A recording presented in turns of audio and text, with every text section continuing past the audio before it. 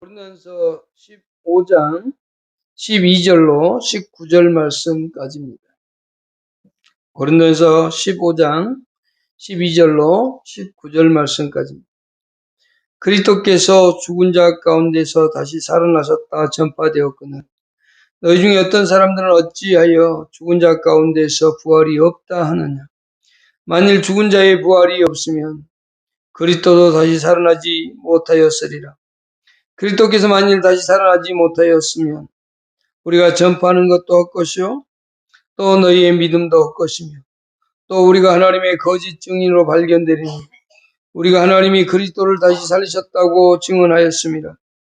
만일 죽은 자가 다시 살아나는 일이 없으면 하나님이 그리스도를 다시 살리지 아니하셨으리라.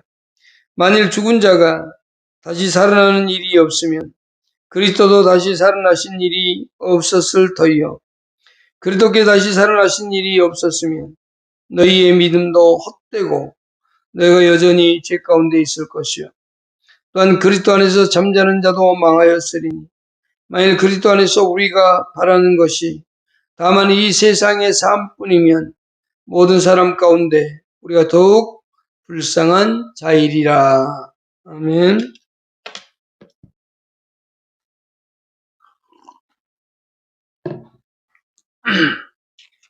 이번 주는 부활주일입니다. 그래서 오늘은 고린도전서 15장을 통해서 부활이 없으면 이라는 제목으로 말씀을 상고하고자 합니다. 고린도 교회 안에 이 부활이 사람이 부활한다고 하는 사람들과 부활하지 않는다는 사람들의 이제 논쟁이 있었습니다. 그러나 부활한다보다는 부활 안 한다는 사람들이 훨씬 더 많았고 고린도 교회는 그와 같은 사상이 팽배해져 있었습니다. 여기는 이제 두 가지의 배경 때문에 그러는데요. 하나는 유대적 배경인데요. 당시에 상당히 부유층이었고 또 지식층이었던 사두개인들이라는 종교 단체가 있었습니다. 그들은 철두철미하게 우리가 살아가는 이 생으로서 끝나는 거지 사후의 생이 존재한다? 이건 상상할 수가 없었어요. 그래서 사후의 생을 철저히 부정하고 또 우리의 영혼이 영생한다거나 육체가 부활한다는 것을 완전히 부정하던 그런 세력들이 있었습니다. 그 세력들이 이제 고린도 교회에 영향을 미쳤고요. 또 하나의 사상은 헬라적 사고를 가지고 있는 사람들인데 그들은 우리의 영혼은 불멸할 것이다. 멸망당하지 않고 영원히 살 것이다. 라고 믿기는 했습니다만 그러나 그들도 이 우리 몸이 부활할 것은 꿈에도 생각할 수 없었던 사람들입니다. 그래서 이러한 배경 속에서 고린도 교회가 부활을 우리 육체적 몸이 부활한다는 것을 믿지를 않았습니다. 그것은 그때뿐만이 아니라 오늘날도 마찬가지입니다. 오늘날도 이 육체적 부활을 부인하고 부정하는 사람들이 있습니다. 또 영혼이 천국 간다라고 믿는 사람들도 있지만 그렇지 않는 사람들도 있다는 사실입니다. 그래서 영원한 사후의 생을 인정하는 사람이 있고 또 그렇지 못하는 사람이 있습니다. 그것은 고린도 교회도 있었고 오늘날 교회도 있었습니다. 그러면 오늘 이 바울은 고린도서 15장을 통해서 부활에 대한 이야기를 합니다. 먼저 예수님의 부활을 얘기하고 그리고 난 다음에 우리 인간의 부활을 얘기합니다. 육체의 부활을 부정한다면 결국은 예수님의 부활 또한 부정하기 때문입니다. 그렇다면 오늘 본문 안에서 우리가 부활을 부정한다면 부활이 없다면 우리에게는 어떤 결과가 오느냐입니다. 첫 번째, 우리의 부활이 있을 수 없습니다. 우리가 예수님이 만일에 부활하지 않았다면, 그리고 우리 몸에 부활이 없다면 우리는 절대로 우리의 부활이 존재할 수 없습니다. 그러니까 예수님의 부활이 없다면 결국 우리의 부활도 없다는 겁니다. 자, 13절 보시죠. 만일 죽은 자의 부활이 없으면 그리스도도 다시 살아나지 못하셨으리라. 그러니까 죽은 자가 살아난 일이 없다면 예수님의 부활도 가짜다라는 거죠. 또한 15절에 또 우리가 하나님의 거짓 증인으로 발견되리니 우리가 하나님이 그리스도를 다시 살리셨다고 증언하였습니다. 만일 죽은 자가 다시 살아나는 일이 없으면 하나님이 그리스도를 다시 살리지 아니하셨으리라. 16절 만일 죽은 자가 다시 살아나는 일이 없으면 그리스도도 다시 살아나는 일이 없었을 터이요. 18절에 또한 그리스도 안에서 잠자는 자도 망하였으리니. 그러니까 이 부활이라고 하는 것이 존재하지 않는다면 먼저는 예수 그리스도의 부활도 없고, 또 하나 구약 성경에 엘리야가 또 엘리사가 죽은 자들을 살렸는데 그것 또한 부정되어지는 거고, 신약에서 예수님께서 죽은 자를 살리셨고 바울과 베드로도 살리셨는데 이 모든 것이 다 가짜가 되어진다는 겁니다. 그 더 놀라운 것은 예수 그리스도도 부활할 수 없지만 우리도 부활할 수 없다가 되는 겁니다. 그러니까 부활을 부정하는 그것은 참 미련한 겁니다. 자, 두 번째 17절 보십시다.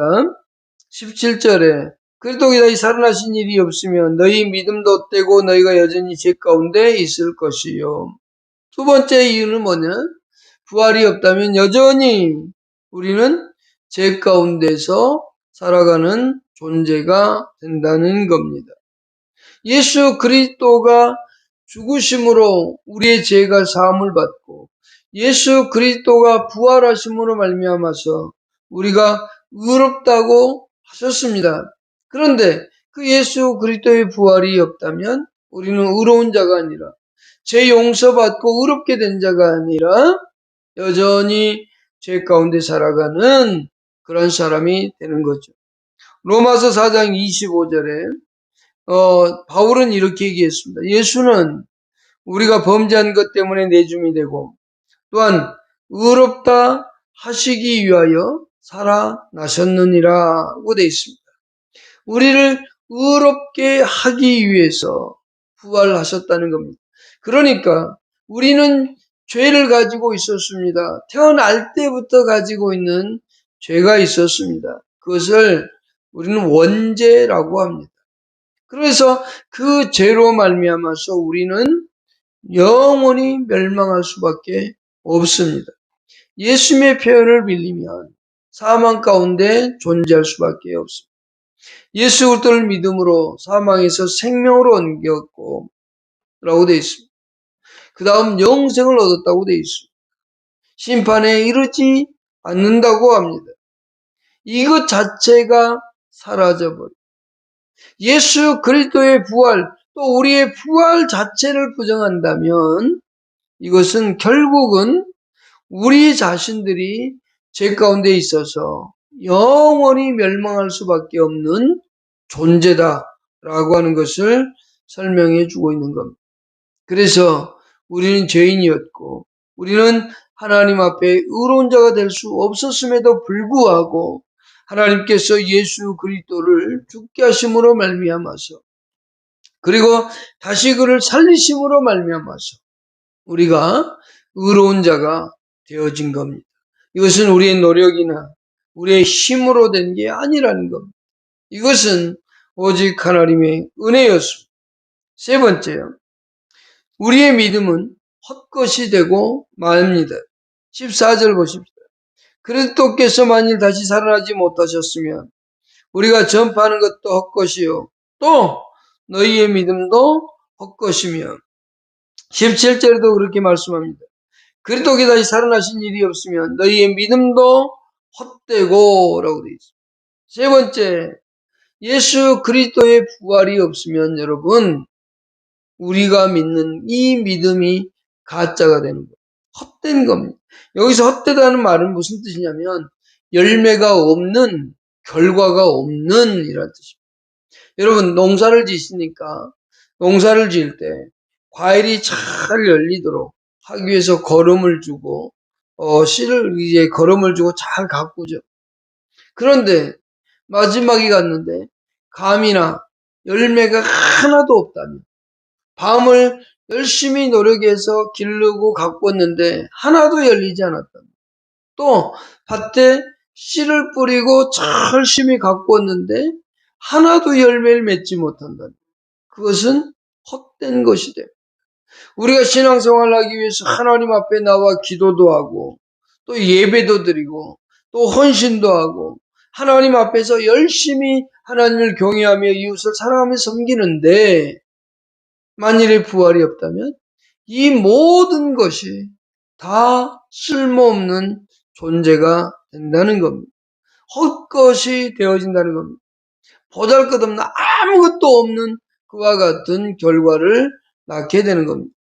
그러니까 여러분들이 10년, 20년, 30년, 50년, 60년, 70년 신앙생활을 했는데 신앙생활하고 나서 하나님 앞에 가려고 보니까 부활이 없다면 그 모든 게 다 허사인 거예요. 하나님 앞에 드린 헌금도 허사요. 하나님 앞에 드린 기도도 허사요. 하나님과 함께 했던 시간들도 허사입니다. 아무 쓸모가 없어요. 그래서 예수의 부활이 그렇게 중요한 겁니다. 고린도 교회 성도들이 얼마나 열심히 했어요. 기도도 많이 했고요. 또 은사도 많이 받았고요. 여러 가지 문제도 있지만 그는 하나님의 뜻 앞에 신앙의 열심은 있었습니다. 아주 열정적인 신앙생활을 했었다는 말입니다. 그런데 이 부활 자체가 없다면 그 모든 것이 헛수고로 끝나버린다는 것을 설명해 주고 있는 겁니다. 그러면 만일에 이 부활이 없어서 우리 하고 있는 이 모든 것들이 허망해지고 없어진다라고 생각한다면 사람들은 어떻게 살까요? 열심히 살 필요가 없겠죠. 뭐하고 살아요? 내가 하고 싶은 대로 방탕의 생활을 할 겁니다. 네 번째 우리 보십시다. 32절 한번 보십시다. 내가 사람의 방법대로 에베소서의 맹수와 더불어 싸웠다면 내게 무슨 유익이 있으리요? 죽은 자가 다시 살아나지 못한다면 죽은 자가 다시 살아나지 못한다면 내일 죽을 터이니 먹고 마시자 하리라. 네 번째는 뭐냐면 생활이 방탕해지게 돼 있습니다. 우리의 내일이 존재하지 않는다면 우리에게 사후의 세계가 존재하지 않는다면 이 세상에서 먹고 마시고 최대한 즐기며 살지 않겠습니까? 그것 사후의 세계가 있기 때문에 절제도 하는 거고 사후의 세계가 있기 때문에 하나님 앞에 가야 되는 날이 있기 때문에 우리가 자족하기도 하고 기도하기도 하고 찬양하기도 하고 또 하나님 앞에서 열심을 다하고 살아가는 거 아니겠습니까? 그런데 만일 그 부활이 없고 영원한 내세가 존재하지 않는다면 굳이 그렇게 열심히 신앙생활을 할 필요가 없는 거죠. 왜? 헛된 거니까. 그러나 우리에겐 분명히 예수 그리스도의 부활이 있고 우리의 몸이 부활하는 날이 온다는 것을 우리는 기억해야만 됩니다. 그래서 우리의 생활이 방탕해지지 않는 겁니다. 만일 이 예수 그리스도의 부활이 없다면 우리는 방탕하게 살 겁니다. 우리에게 부활 후의 삶이 없다면 우리는 방탕하며 살 겁니다. 자족하지 않을 겁니다. 뭐하러 힘들게 어렵게 신앙생활을 하겠습니까? 그럴 필요가 없다는 겁니다. 그러나 우리에겐 부활이 있고 예수 그리스도의 부활이 있고 우리의 부활이 있기 때문에 우리는 자족하고 하나님을 경외하며 섬기며 살아가는 겁니다. 방탕하지 않고 말입니다. 예수 그리스도께서 왜 이 땅에 오셔서 그토록 많은 시간을 고생하며 고통당하며 그 험한 십자가를 져야만 했을까요? 그것은 우리를 다시 살리고자 하며 우리의 죄를 용서하고 우리를 구원하고자 하며 우리에게 하나님의 자녀가 되도록 하고자 함이라는 사실입니다. 그래서 예수 그리스도는 우리에게 부활의 첫 열매가 되셔서 우리도 동일하게 부활한다는 것을 가르쳐 주었던 겁니다. 다섯 번째 생각해 보십시오. 모든 사람 가운데 우리는 더욱 불쌍한 자가 되고 말 겁니다. 19절입니다. 만일 그리스도 안에서 우리가 바라는 것이 다만 이 세상의 삶뿐이면 모든 사람 가운데 우리가 더욱 불쌍한 자이리라. 우리가 이 세상을 살아가는데 신앙생활을 열심히 했단 말입니다. 남들이 무시하기도 하고 또 가정 안에서 모욕을 당하기도 하고 고난을 당하기도 하고 힘든 시간을 버티면서 신앙생활을 했는데 만일 부활이 없다면 어떻게 될까요? 세상 사람들이 볼 때 저 불쌍한 놈, 저 불쌍한 사람들이라고 손가락질할지 모릅니다. 헛된 인생을 살았네라고 손가락질할지 모릅니다. 그래서 우리가 더 불쌍한 존재. 그들은 방탕하고 자기들이 원하는 대로 살았습니다. 그러나 그들에겐 최후에 뭐가 있습니까? 심판이라는 게 존재하거든요. 지옥이라는 게 존재하거든요. 그런데 만일 그것이 존재하지 않다면 예수 그리스도의 구속의 사역이 다 무너져 버린다면 우리는 얼마나 불쌍한 존재이겠습니까? 1992년도 10월 28일에 예수 온다고 예수님이 재림한다고 떠들었던 다미 선교회가 있었습니다. 그들은 예수님이 진짜 10월 28일 날 올 걸로 믿었습니다. 그리고 자기의 재산을 다 바쳤습니다. 그런데 예수님이 오지 않았습니다. 그때 그들은 절망하고 좌절하고 정말로 불쌍한 존재가 되어진 걸 볼 수 있습니다. 그들은 잘못된 신앙을 가지고 살았기 때문에 그와 같은 존재가 된 겁니다. 그러나 만일 우리에게도 부활 자체가 없다면 우리는 그들보다 더 불쌍한 존재가 될 겁니다. 여러분, 우리는 이 세상에서 살아가는 동안에 정말로 예수 그리스도의 부활이 없다면 욥기서에서 말하고 있는 것처럼 나무보다 못한 존재가 되어질 겁니다. 만일 예수 그리스도의 부활이 없다면 욥기 14장 7절로 10절에서 말씀하는 것처럼 우리는 나무보다도 못한 존재가 되고야 말 겁니다. 욥기 14장 7절은 이렇게 말합니다. 나무는 희망이 있나니 찢길지라도 다시 옴이 나서 열한 가지가 끊이지 아니하며 그 뿌리가 땅에서 늙고 줄기가 흙에서 죽을지라도 물 가운데 움이 돋고 가지가 뻗어서 새로 심은 것과 같거니와 장정이라도 죽으면 소멸되나니 인생이 숨을 거두면 그가 어디 있느냐. 만일 부활 자체가 없고 그냥 죽어버리는 존재라면 이 나무보다 불쌍하다는 것을 얘기하는 겁니다. 여러분, 우리는 이 예수 그리스도의 부활을 믿고 또 우리의 부활을 믿는 여러분들이요. 그렇다면 우리는 고린도서 15장 58절을 기억해야만 됩니다. 마지막으로 보십시다. 고린도서 15장 58절입니다.